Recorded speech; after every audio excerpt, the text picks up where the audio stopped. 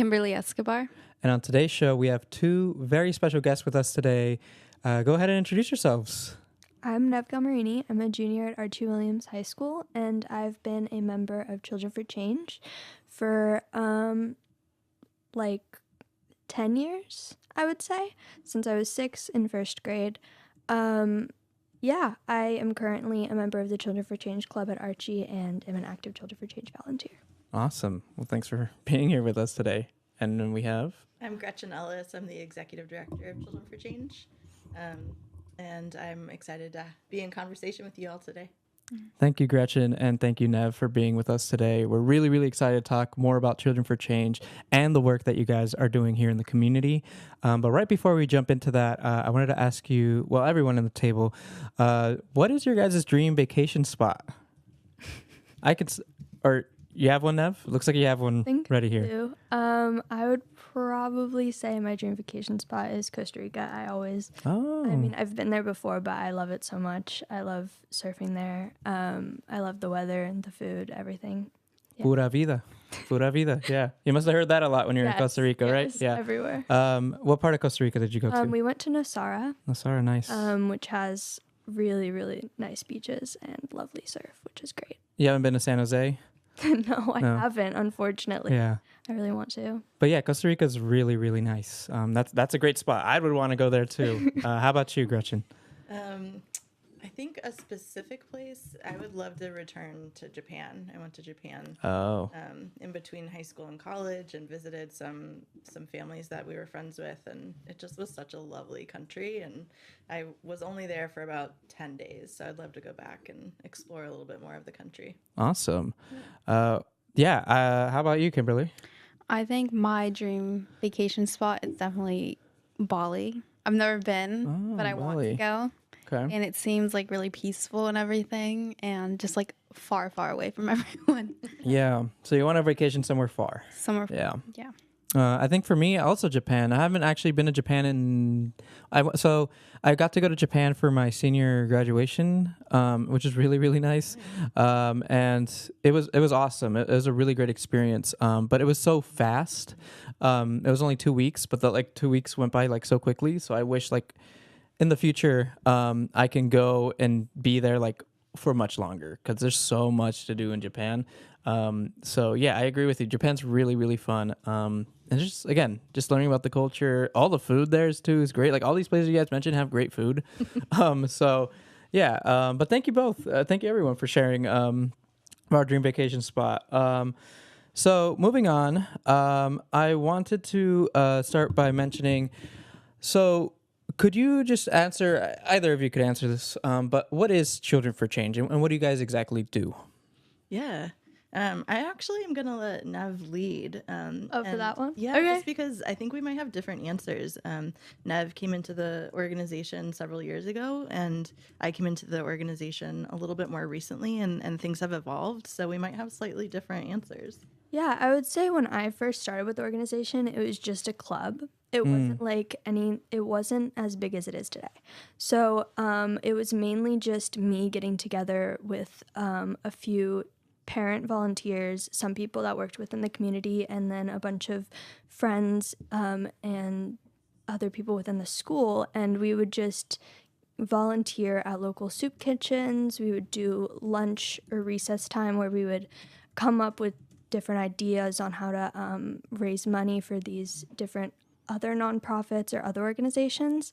And I would say it kind of, for me, it was more like a community building within the school. It was a way to get involved in the community, but just through people that you were kind of familiar with. Students, fellow students at my school, friends, families, all people that I grew up with or was surrounded with. So it wasn't nearly as big as it is today. And I left for a while and returned in freshman year. And since I've returned, I've noticed a very big difference.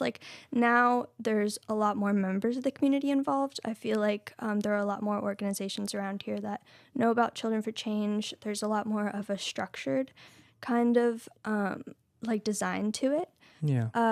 And it has a lot more opportunities on ways to get involved. which I find really cool. Awesome. I have one question just going off of that. Yeah. And then you can answer, Gretchen. But was there a different name or was it always called Children for Change? It was, it was always Children for Change, I think. There's actually been some people that have like speculated saying that it had a different name, but they were always, there was an argument before. Yeah. One thing I always hear from just other nonprofits around in Marin is just that they always confuse it for like Youth for Change or like something change, you know what I mean? Like they never get Children for Change. Yeah, we also get like, is it the number 4? Is it written out? And so. Oh yeah.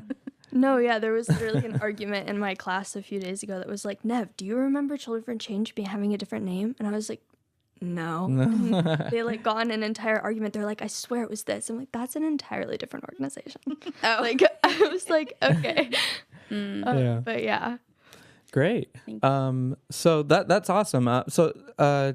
Going off of what you said, Nev, so the club was during elementary school? Yeah, it was elementary, middle, and high. Right. But I started it in elementary school. I believe I started in first grade, but it was did barely anything in first grade. I really started doing stuff in third grade that's when this group started coming together. We would do all brainstorming during lunch. We would come up with all these different things, and then families would get together with their kids that were members of the clubs and go to local soup kitchens or homeless camps or things like that and like donate stuff. So you would put the kids into I guess this is a question for Gretchen. You'd put these kids in elementary school, starting from elementary school, and just get them into the activities of giving back to the homeless or these these soup drives or donation drives. So you get them involved during that age, or is it just kind of like you keep going, like if in middle school they start doing something different, or how does that kind of work? Yeah. Well, if I can just kind of take a step back, I mean, obviously Nev has a lot more experience with C4C than I do. And she's really speaking to the heart of how it started, which is it was founded in 2014 by 2 third graders. Annalisa Bauer is our founder and former executive director, and it was her 2 boys that started it with her. And so it's always been for our youngest community members. Elementary students and middle school students are primarily who we focus on. A lot of our quote unquote alumni are now in high school or college. And specifically at Archie, a lot of students wanted to continue the experience of Children for Change, and so they specifically have created a Change for Good club at Archie to kind of continue on their advocacy work and connection to our organization.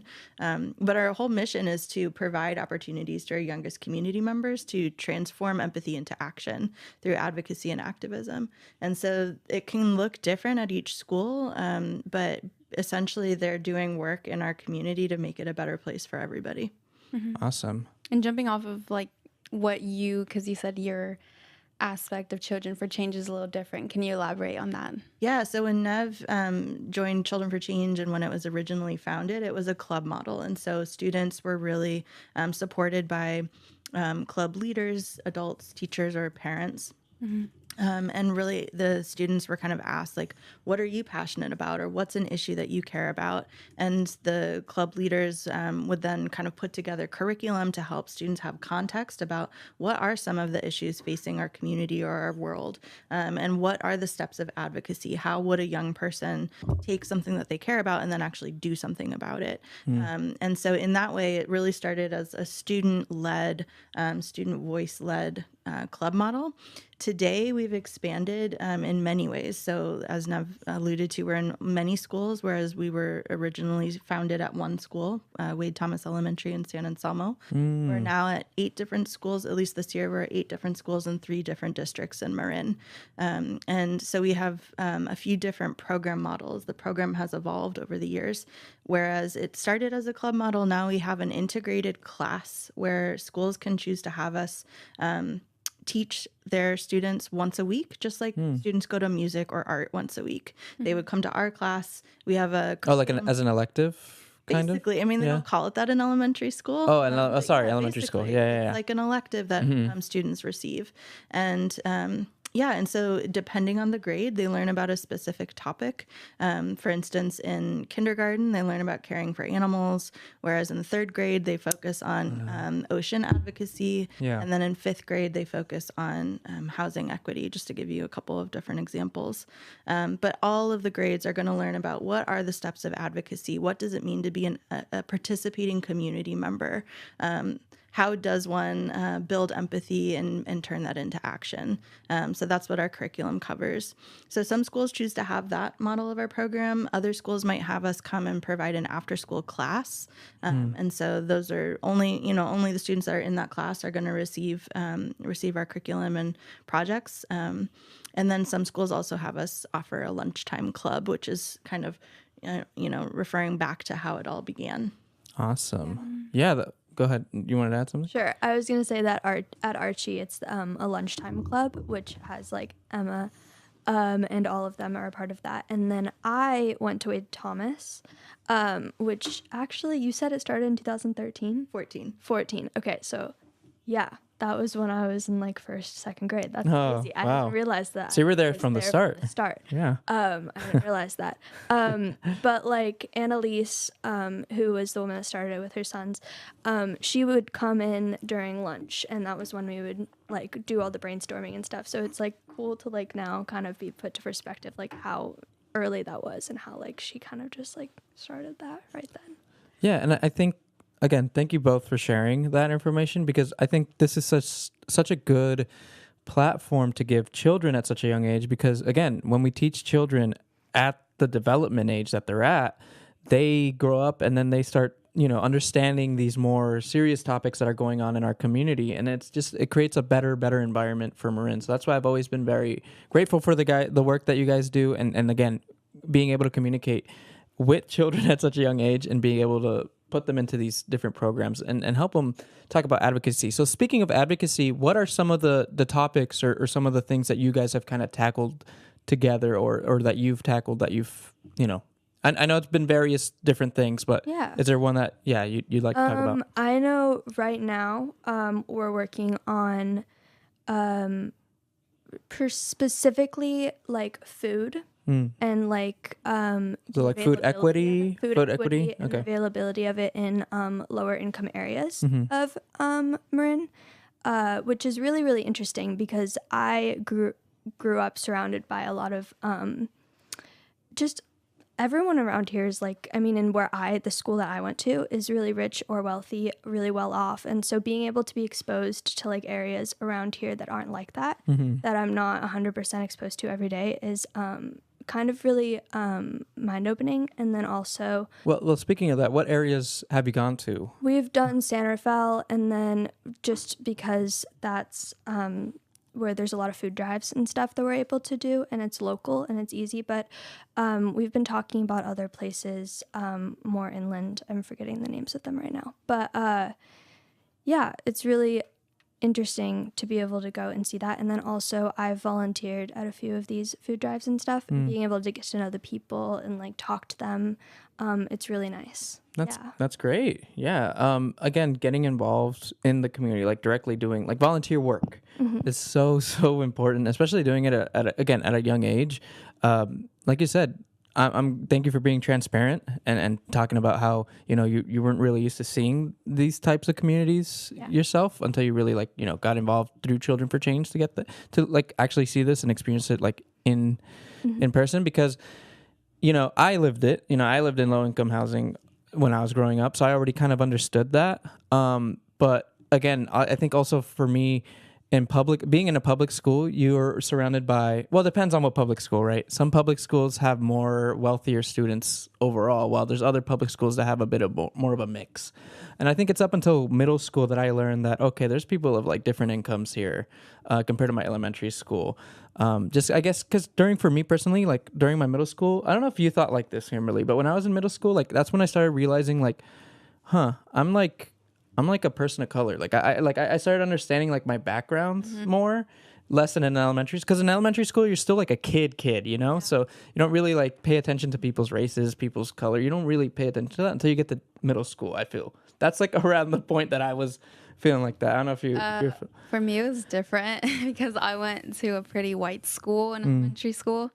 I went to Sun Valley, and I was probably like one out of like 5 kids in the entire school that were colored.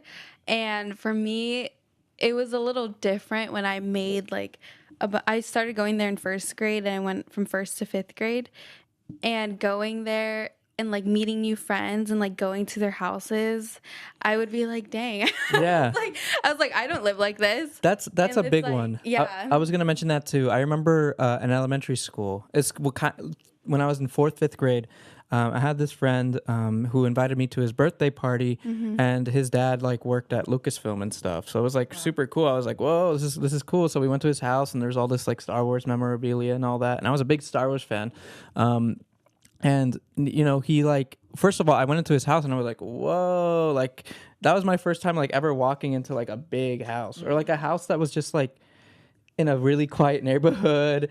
And it was just like, you know, you saw people walking, a bunch of dogs everywhere. Like back where I was living in the apartments I was in, it was super loud, and there was like a lot of trash everywhere. And it's just, I wasn't used to that environment. So again, being able to see that at a young age, I like didn't completely understand it, but like I was kind of referring back to when I was in middle school. I like understood it more. I was like, okay, there is something. Money is a thing, and money isn't it. The especially here in Marin County, where it's such a rich, wealthy county. Yeah, I mean, it's just rough. But again, the work that you guys are doing is great, because it's good for more people coming from, you know, a wealthier background to understand these issues, right? Instead of ignoring them, right? As a lot of older generations here unfortunately do. You know, and that just leads to a lot of racism and discrimination. And this type of work helps kind of take those viewpoints down. Yeah, I mean, I think another aspect that exists in Marin, and it's not specific to Marin, but I notice it big time in this community, is that there's a lot of separateness, right? There's a lot of classism that creates separation, race that can create separation. And so there are a lot of students that are surrounded by people and families who are like their own people and families, and it can cause some lack of awareness about how other people exist and live. And so as Children for Change continues to reach more and more schools, one of the interesting things is that, you know, the organization was really founded in an area of families that have a lot of privilege. And I think one of the beautiful things is that Children for Change can help people with privilege make that an action verb, right? We shouldn't hold privilege and do nothing with it. We should be using privilege to make the world better. Yes, absolutely. But as we reach more schools where we're reaching a much more diverse, you know, group of people, we are now also able to empower people with lived experience to tap into that as a real strength for advocacy, right? If we think about how our system and community is set up, a lot of times people with privilege are the one making decisions for how people without privilege get access to resources, or, you know, get to access certain public services and things like that. Yeah. But the reality is, if you've had direct experience with food insecurity or homelessness or discrimination, you have that real, you know, firsthand experience of how we can make it better and a different, you know, reality for the next generation. So we've had many students and teachers, and not just at, you know, schools with less privilege, but at our most privileged schools. When we start to talk about these issues, we've had many students and teachers say, I've had these experiences. This isn't just, oh, those people over there, wherever that means to you. Yeah. Right here, it's happening. You know, that 1 in 4 people in Marin are food insecure, and that's not just at the, you know, the less privileged schools. It exists in all of our schools, unfortunately. That's right. I wanted to kind of go over what schools you guys particularly are with the Children for Change in schools and Children for Change after schools. And I just want to know what schools, because you said there were 8 schools. Yeah. If you can remember them off the top of your head. I don't know how I would be able to do that, but yeah. Yeah, I can. So this year in particular, we were at Wade Thomas, Brookside, Hidden Valley. So where are these elementary schools at? Ross Valley School. Oh, Ross Valley. Are these all elementaries? Those are all elementary. Okay. Then and of course Archie as well. I consider that a pretty unique situation just because it is student created, student led. Yeah. And our high school isn't necessarily our focus area, but it's like a beautiful outgrowth of our alumni. So then Archie as well. In San Rafael, we had a program at Davidson this year. We had one class with the AVID program. Nice. And then we were also at Coleman and San Pedro in their after school programs. Cool. Formerly, we were at Glenwood in the past, and we weren't there this year for a few different reasons. Okay. And then we have a program at Hamilton School in Novato in their elementary school. Off topic, but speaking of Hamilton, I have a funny story to say about Hamilton. Is I had a friend, my best friend in elementary school. He at the time, like, kind of going back to how, like, in elementary school you just don't know things to a certain extent. I had a friend who told me, "Oh, dude, I'm moving away," and he's like, "What? Where are you moving to?" He's like, "Oh, I'm going to Hamilton." And I'm like, "What? What? You're moving to Like, I didn't know where Hamilton was, but then That's a big change. But it is a big change as a little kid. But then I came and realized, I was like, oh, this Hamilton's like not even that far from here. I went to Laureldale, so I heard you didn't list Laureldale. But have you been in Laureldale before? Been in Laureldale before, yeah. So I mean, one of the just realities is that schools have to make really difficult decisions with very stretched budgets. You're right. And That's true. as our organization continues to grow and evolve, we've been able to, for instance, and to back up a second, one of the things that was also true about Children for Change when Neve was a part of it, and before, was that it was all volunteer run. There were no paid staff, and only in the past 2 years have we actually had paid staff. So we've continued to grow, and that's a really good thing. And one of the outcomes of having paid staff is that we've been able to build up a grant program and start receiving funding. Our dream, of course, is that we wouldn't have to ask anyone at a school to pay for our programs. And we're just not at that point right now. But it can get there. I mean, grants can make a huge Absolutely. difference in being able to provide stuff for free. Grants and community support and district support. I mean, there's lots of folks who believe in this program. And, at the end of the day, it costs money, unfortunately. Yeah. What are the processes for schools to be able to have Children for Change?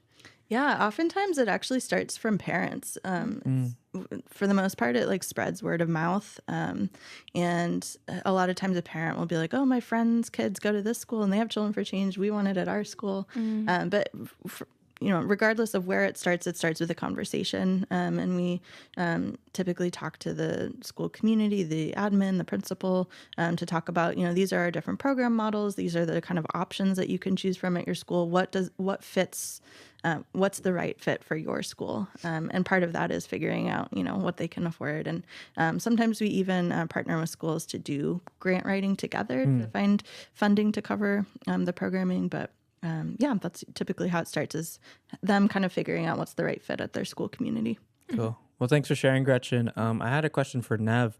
Kind of wanted to switch the topic here and just kind of discuss more generally.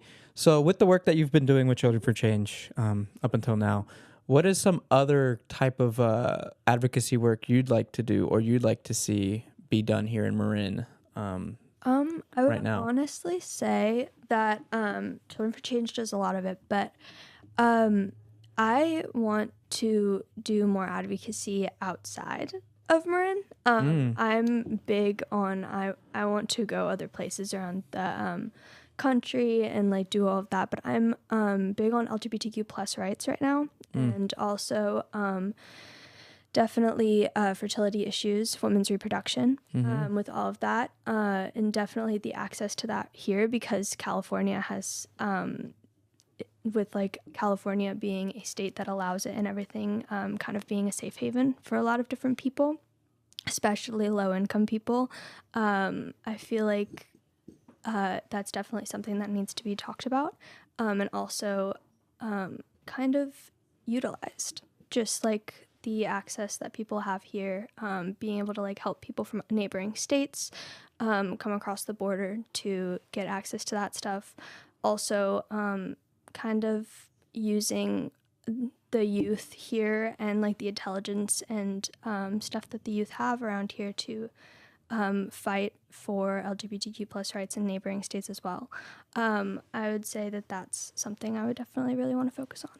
Cool. Did you want to add to that, Kimberly? I wanted to ask, is Children for Change in a way helping you accomplish those goals?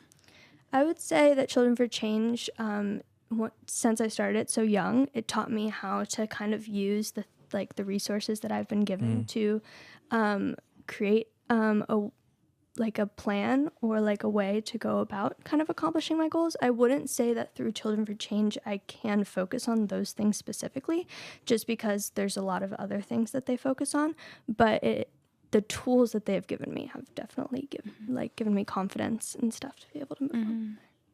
Yeah, I think that's what's so beautiful about Children for Change. Like, you're a prime example of what Children for Change can do for children in any situation, because that's how I I grew up a little differently. And when I was introduced to nonprofit with the Multicultural Center, it opened my eyes in seeing like, it's not just me that's going through these things, and like I have a voice. I can say something and I can help educate others. And that's where those little things come from. And especially educating from a really young age. Yeah. I think it also, we found that it reduces shame, right? If we are able to talk about it, and if we're able to normalize the fact that Marin has one of the highest density of nonprofits of any county in California is pretty incredible. But it also speaks to the fact that like, we all might need help at some point, and there's lots of help out there. Yeah. And we can help one another, right? And so to normalize that, especially for young folks who are just trying to kind of like figure the world out. And to your point earlier, Javier, like, you only know the house that you grew up in. You don't necessarily know if it's quote unquote normal or not until you start to go and like venture out. Venture out. And so just to like destigmatize and reduce shame from the equation and really make it feel like we are, each and every one of us, a part of this community, which means that we are all an active part of building this community. You get to choose how you want to show up in that, obviously. But I think one of the barriers or obstacles that Children for Change is trying to overcome is ageism, is assuming that young people don't have a part in building our community. And that's just not true.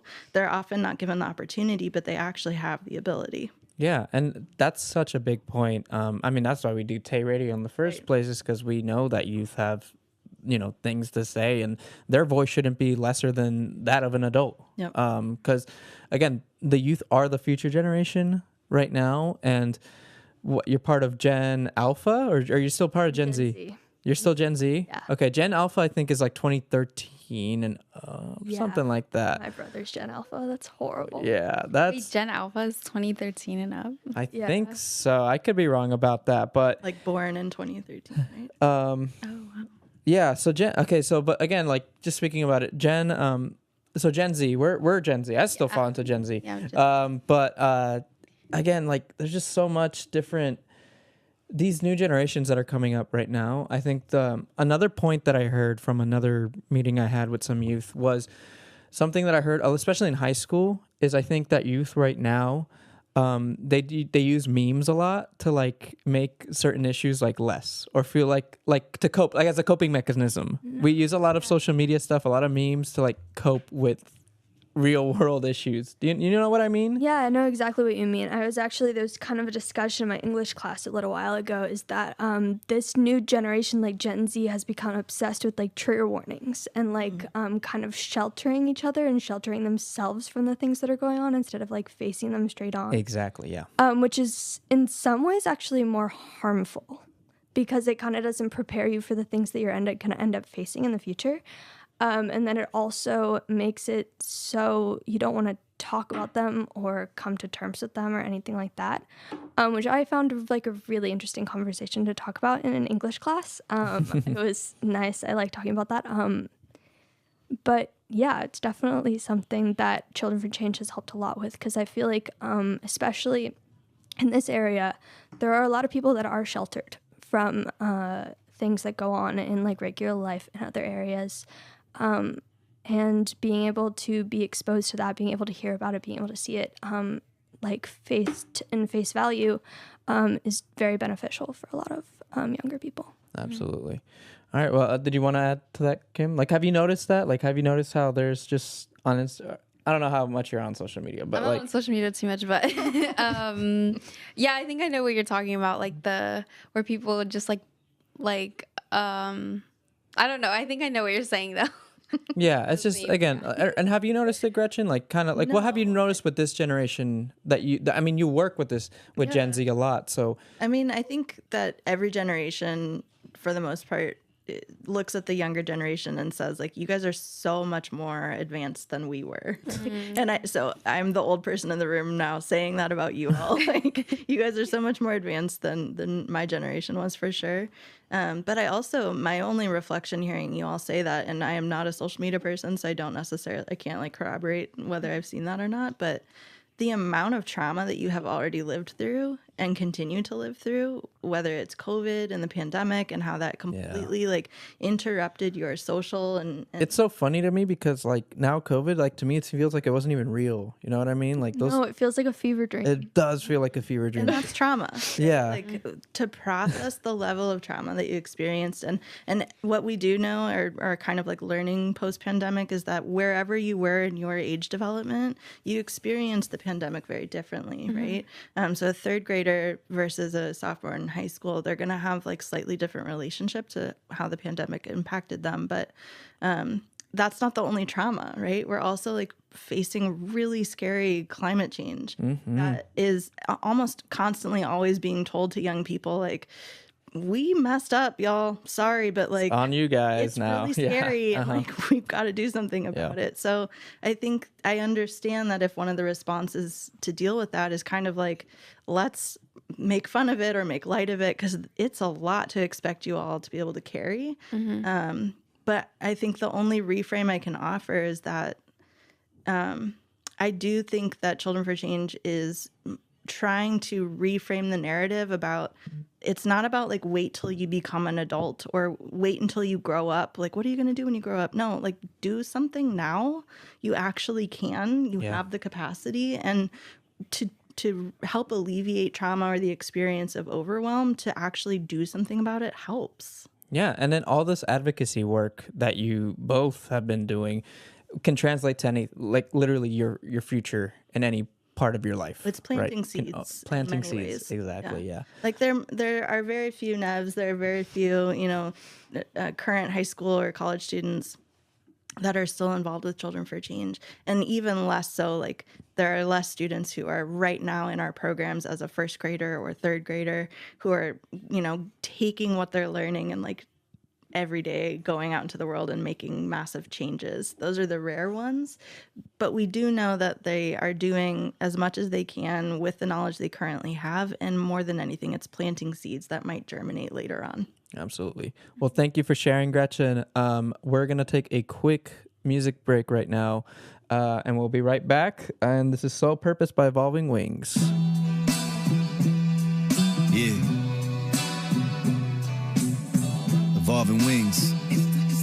Yeah. I'm a genius, original purpose, resurrect like the phoenix. From the mother lotus emerges, no longer feel worthless. To be a service to purpose, it's evolving wings por vida. Got them all I need, eternal play in the brain, got me insane. Explain the pain, the seats pain. My soul wounded, some wounds can't be computed. God's great shadows meet the darkest alley. Demons came for me, but archangels parried. Swift swings till the soul is rapidly. Call it horror meets fantasy. Lower energies move like cavities. Sucker MCs, no substance. Ignore the earth's cry. Sucker MCs, no substance. Don't realize we never die. Misguided by subsidized lies. I'm guided by my ancestors' war cries. Borga floor spitting truth, encouraging your spine. Evolving wings is manifesting of divine. Don't give up, fly. Compassionate can't pay my soul purpose.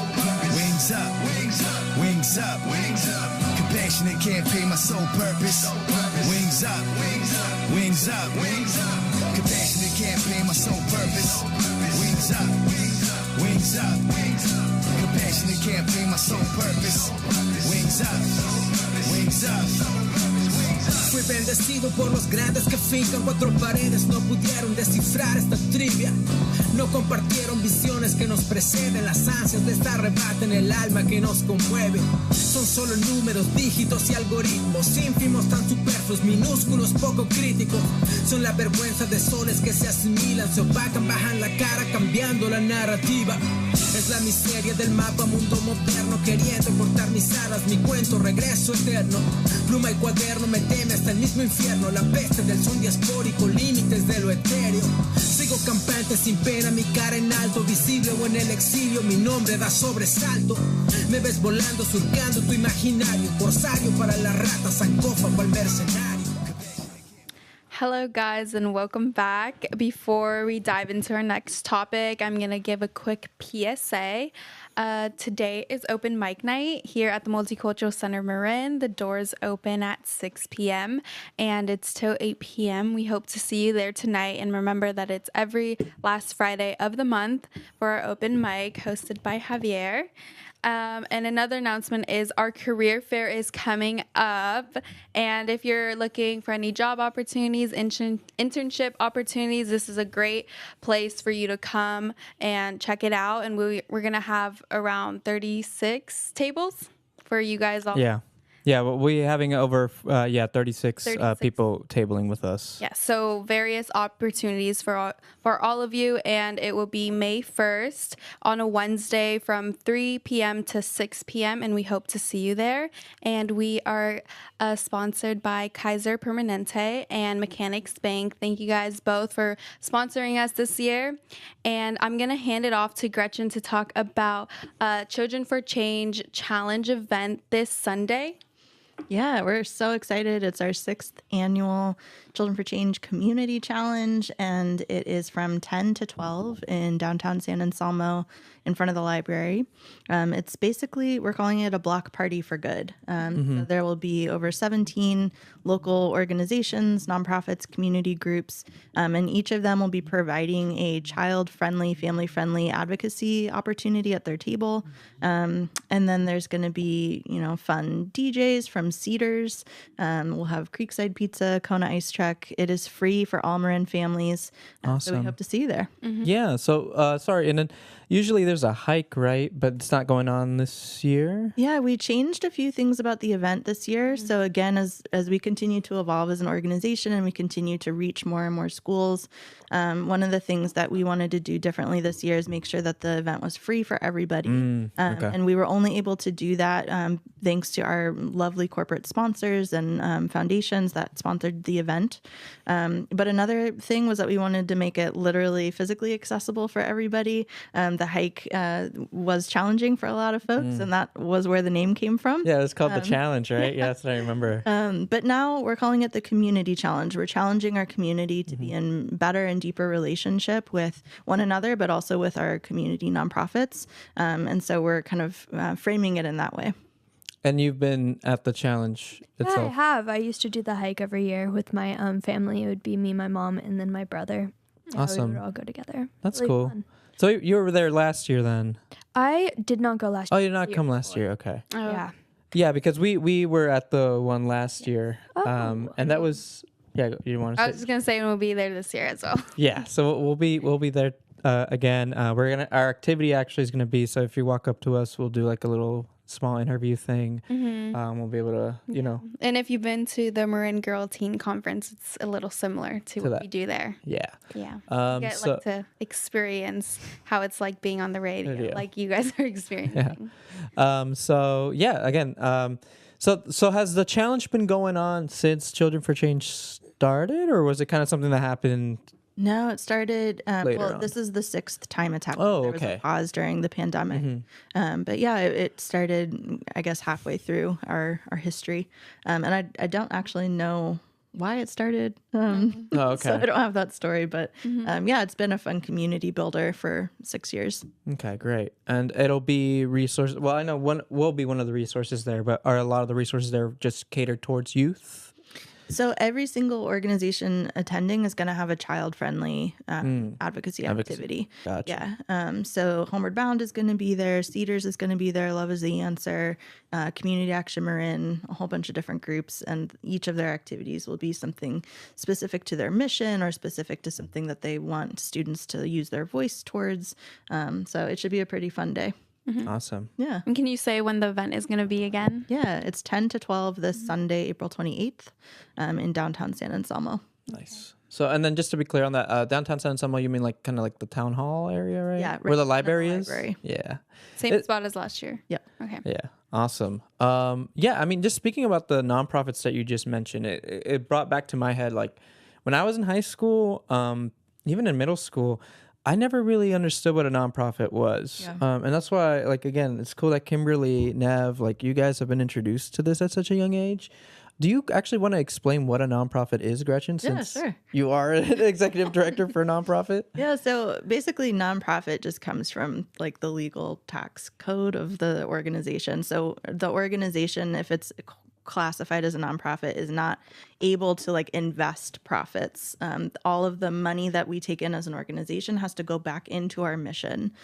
So we can have a savings, we just can't like make profit off of the money that Right. goes into our organization. But generally in our country, if you're a nonprofit, your mission is to help the community in some way.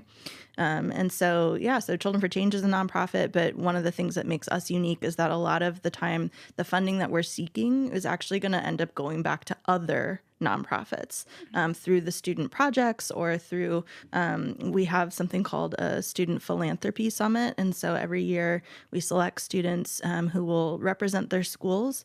They come to our summit and they actually get to allocate $1,500 that we give to other organizations in our community.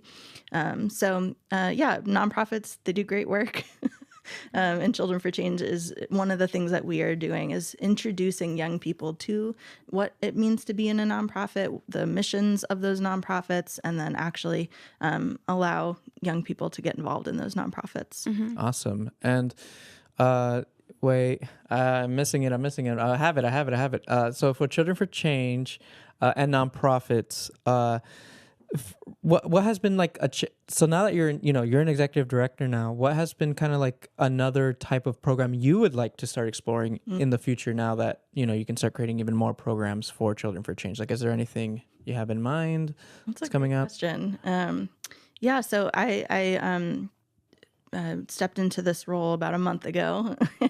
So it's freshly, still pretty new, and a lot of my energy has been going towards this event. But I certainly hope that we can continue growing our roots. That's kind of my theme for this next year, is deepening our relationships within each of the schools that we're at. Because we've spread to so many schools so quickly, I think one of the things we'd really like to do is focus on building deeper relationships with those families, with those school staff, and with the students to figure out what they're passionate about, what are some of the things that they want to see in the world. One of the reasons that our organization is still pretty much entirely focused on Marin is because we want to make sure that there's that deep partnership built between the students and our local community partners, our nonprofit partners. And so the other deepening of roots is to work with our nonprofit partners and really continue to challenge you all, you being a nonprofit in Marin. What would it look like to have a 6-year-old partner with you in your mission? Yeah. That's tough. It's tough. And a lot of times I think that ageism gets in our way. Yeah. And we get kind of stuck thinking, I don't know that there is an opportunity for a 6-year-old. And so our role becomes challenging you in that, or giving you examples of how other organizations have thought creatively about it, or giving you direct ideas from students about, this student feels passionately about your mission and has this idea. What do you think about that? Yeah. I have a question for you then for you. What is the biggest challenge or shift change between the position you were in before to now? Yeah, I don't know if it'll be the most exciting answer. Basically, so my former position with Children for Change was the director of partnerships. And so my whole focus was on building relationships with nonprofits and creating those opportunities. And just to clarify, one of the things that we haven't really overtly stated is that, so we have the in-school programming with students, but then we also have this community programming where all of our students and those families can access a year-round calendar of family-friendly volunteer opportunities within Marin. And that volunteer calendar is put together through our relationships with our nonprofit partners to identify like what help do you need and how can our families support that. Obviously, volunteering is a huge privilege, and so not all families are able to access that part of our programming, but some families choose to do that, and it's a great way for them to really translate what they've learned in the classroom out directly into the community. So that was my role previously, director of partnerships, and now I think as an executive director, you know, a huge part of it will be kind of vision setting and supporting our team to be the best that they can be and making sure that we have the resources we need. But a lot of it's kind of admin and not fun stuff. Not, you know, boss stuff. Yeah. I imagine it wouldn't be fun bossing everyone around. I try not to be that kind of boss. Sometimes you got to tell people where to be and what to do. Yeah. You know, sometimes you just have to be the bigger person. Right. Yeah. Exactly. And for Neve, Gretchen, you mentioned earlier with ageism, with like, would you give a 6-year-old like a position, or how can they be incorporated? With you, since you started off so young, did you experience ageism, and how was that like? Did anyone be like, oh, like you can't be part of this or something? I feel like with it being a club that was in an elementary school, it was a lot more inclusive for people of my age. And like, it was a bunch of like first graders, a bunch of second graders, a bunch of third graders. They were all getting together and they were all saying their stuff. I will say that, I mean, I can imagine, and from what I remember, like, I wasn't the person that was able to write anything down. I couldn't do anything like that because, I mean, I was first grader. So Yeah, I couldn't really do anything. So I was pretty much just like talking and like saying, and it taught me how to speak up to the people that were, I guess, my seniors, were older than me, had more ideas, had more experience in life. But it also allowed me to kind of, I guess, share my opinion and also learn from their experiences and learn from my own experiences, and learn how to voice my opinions. And I would say that continued to grow and be more beneficial as I grew up. But being able to do that when I was so young was really helpful. And I know that when I was little, I probably didn't add a lot to the equation. I wasn't that crazy. I wasn't making a difference or anything. But being able to be a part and having that opportunity definitely allowed me and made me have a bigger outlook on the community, and made me kind of see what I could do in the future once I got a little older and once I experienced more things. So I would say that. And also, as having a 6-year-old brother, that helps a lot too. Yeah, I have a 6-year-old brother, and like just looking at him, I know that like if he's like exposed to these kinds of things, if he like is allowed to speak his mind and like say the things he believes in, it will definitely help him with his confidence in the future. I can see that like it's all about like how a kid is treated, how they're valued. That indicates like how they're going to think about themselves in the future. And so I think that that's very beneficial. Okay. And when was the first time you saw yourself in advocacy? I would say like the first time I actually like realized that I was really advocating for people was probably, it didn't hit me until a little like years later, like in 4th grade, when I was like, I volunteered at a local soup kitchen, and I went in with I was with my mom, my dad, and it was just me. And I was in the back, and I was making all the sandwiches and putting all the soups in the ladles and doing all this stuff.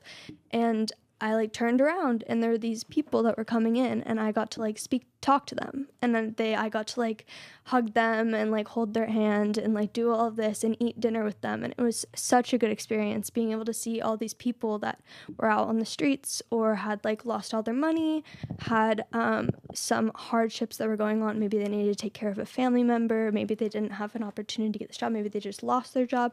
All of these things, they're all in these different walks of life, and they were all talking to a 4th grader, like this little 10-year-old, and they were making me feel so seen, but I was also making them feel so seen and so loved. And I feel like that was the moment that I really realized I was advocating. Oh wow, that's so beautiful. Thank you. That's a wonderful story, and it it's so good that, again, you were exposed to that at a young age, because homelessness is a really big issue, especially here in San Rafael right now. You know, I'm sure you've seen this, Gretchen, but like so I went to Davidson Middle School. You also went to Davidson, Kimberly. But you know, what I've noticed now is that there's encampments right next to the middle schools. And you know, when I first heard that, I was like, what? Like, the city's allowing a homeless encampment to be this close to a middle school? And it's true. Like, you go through what we call it snake path. That's the nickname we would give it, is that little pathway, kind of like where middle schoolers can get to the transit center or get to downtown San Rafael. You know, I used to walk through there when I was in middle school, but now seeing that after school they have a security guard out there now, to really, like, you know, make sure that the kids are safe when they're walking. Again, it just goes to show like how severe the homeless issue has gotten here, to the point where they have to put an encampment next to a middle school. Yeah, I mean, I think that kind of goes back to what I was saying earlier about, like, there's so much segregation that exists in our community. And for the unhoused folks, they're going where they can find space to go, right? I mean, they have very few options at this point if they've tried to access other resources and for whatever reason it's not working out. And if they are left as the only option to be on the street, and that's where the encampment is growing, that's where they're left to become housed, right? So I think there's also a division a little bit of like, once an encampment grows, we want to avoid that area. And there's a fair, you know, amount of folks who are struggling with mental health issues or with substance uses, absolutely. But as a community, I think we haven't figured out a way, like, how do we continue to include those that are unhoused as our neighbors, which they are, right? Just because they're not under a roof doesn't mean they're not our neighbors. And they're not invisible either. They are certainly, they lack privacy. Yeah. Right. They are in your face because they don't have another option. And so part of my curiosity in our current society and community is like, how are we not having a conversation about the opportunity there? If you think about the division and the lack of relationship between the housed and the unhoused, and yet the stark visibility of them, you would think that building relationships should be quite easy. Right. And yet we avoid. Especially because the issue's been ongoing for a really long time. And getting worse. So it's like, how did things get... I mean, I know the pandemic didn't help it at all. No. But again, I think these are the effects of a post-pandemic world, are these types of things. Because, I mean, during the pandemic, it was even worse for homeless people. They were really exposed to COVID out there. So it's like...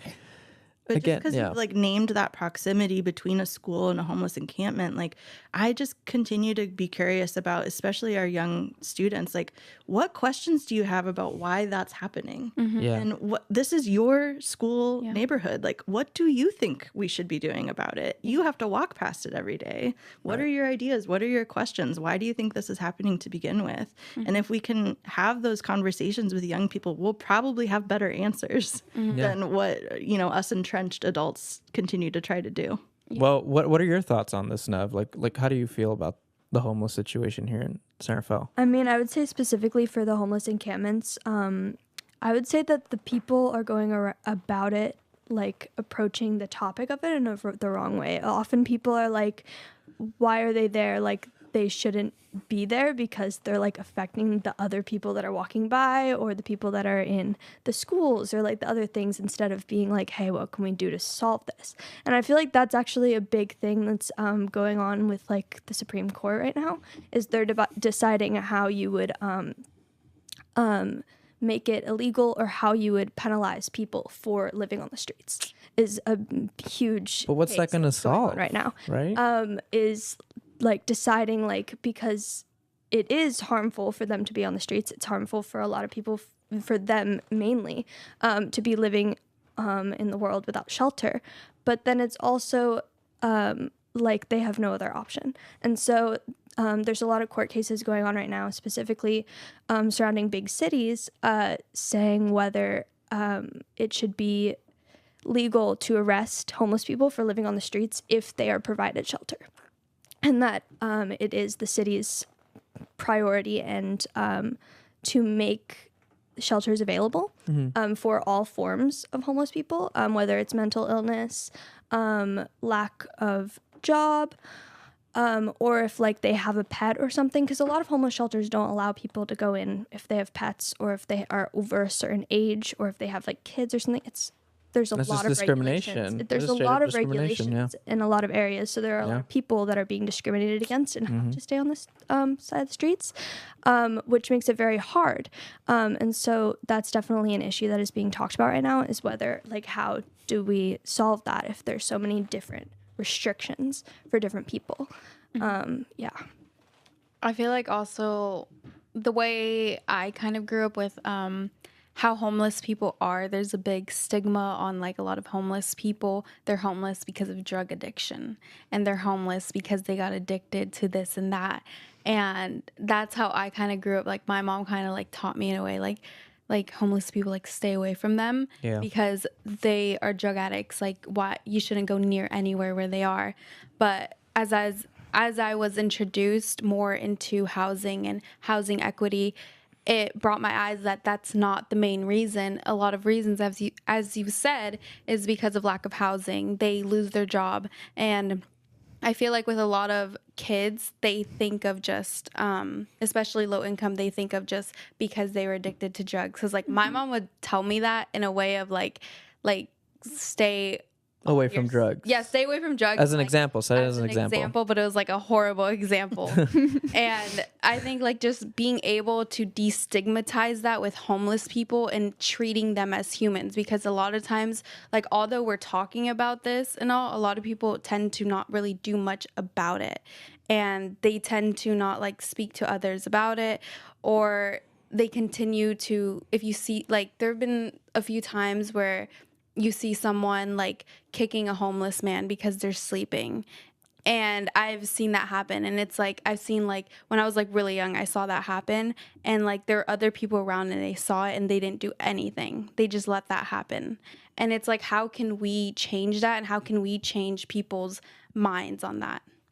And it's like before approaching it, it's just educating others on the situation so we can get more people to help. No, yeah, totally. I would also say like most of the reason that people are on the streets is not related to drugs. A lot of the time it's actually they get hooked on drugs after. Like statistically, they get hooked on drugs to survive in the world because they are on the streets. It's cold. They don't have any like thing to keep them alive. They're scared of falling asleep for fear that something's going to happen to them, that their only form of property is going to be stolen. So they're resorting to drugs in order to stay awake, to stay warm, to stay alert. Alive, to stay alert. And so a lot of the times that's another thing for the stigma. Yes, there are a lot of people on the streets with drugs, but a lot of the times it's because they're on the streets before. And they're doing it as an act of survival. And a lot of the times, another reason that people would be using drugs would be because of mental illness, chemical imbalance, which is not something that anyone can like really, like they can't change that. They can't do anything. And it has to do a lot with like our medical system here. Yeah, 100%. Yeah.